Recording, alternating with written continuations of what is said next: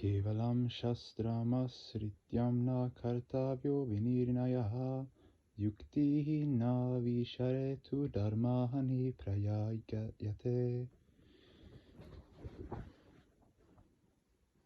Do not make decisions on the basis of scriptural study, for if your analysis of the scriptures is irrational, it may undermine the Dharma. The Vedas expound the science of meter, the rules of religious sacrifices, and various other observances, describe vows and paraphernalia, and make certain pronouncements about the present, past, and future. They also expound the science of intuitional practice. An intelligent person should reject the inconsequential portion of the Vedas and only accept the important part. That is the description of intuitional science, Brahma Vijnana.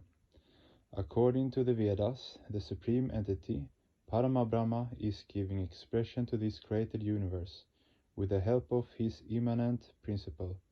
His divine Maya, Shiva, latent in the microcosm, is creating a world of imagination in collaboration with Prakriti.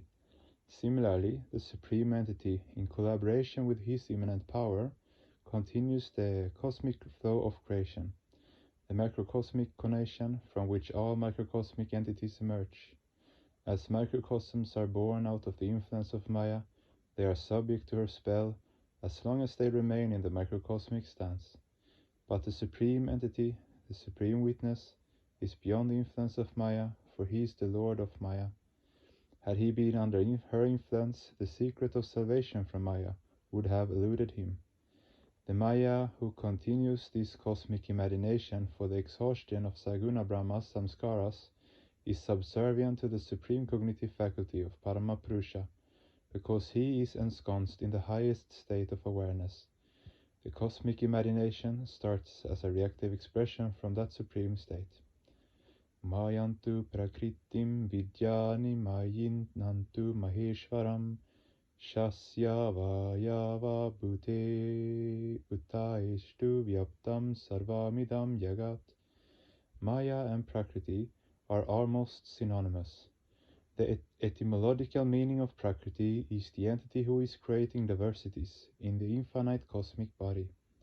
Usually when the sentient, mutative, and static principles remain in a state of balance, it is called Prakriti, and when balance is lost due to the dominance of the sentient principle, it is called Vidyamaya. But when the balance is lost due to the predominance of the static principle, it is called Avidyamaya. So the Rishi says, in reality, Maya and Prakriti are almost the same. The entity who remains beyond their influence is the supreme controller. Both the concept of Purusha and Prakriti are very subtle, too subtle for you to understand with the Indriyas.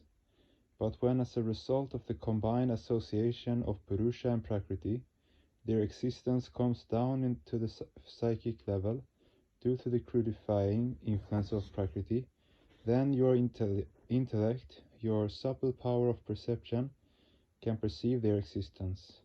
The subtler the object, the less capacity the Indriyas have of perceiving it. A subtler mind can only fathom a subtle object like the mind, but nothing subtler. The crudest manifestation of the cosmic mind is the quinquelemental universe. Hence the Rishi says, this vast quinquelemental universe is his physical body.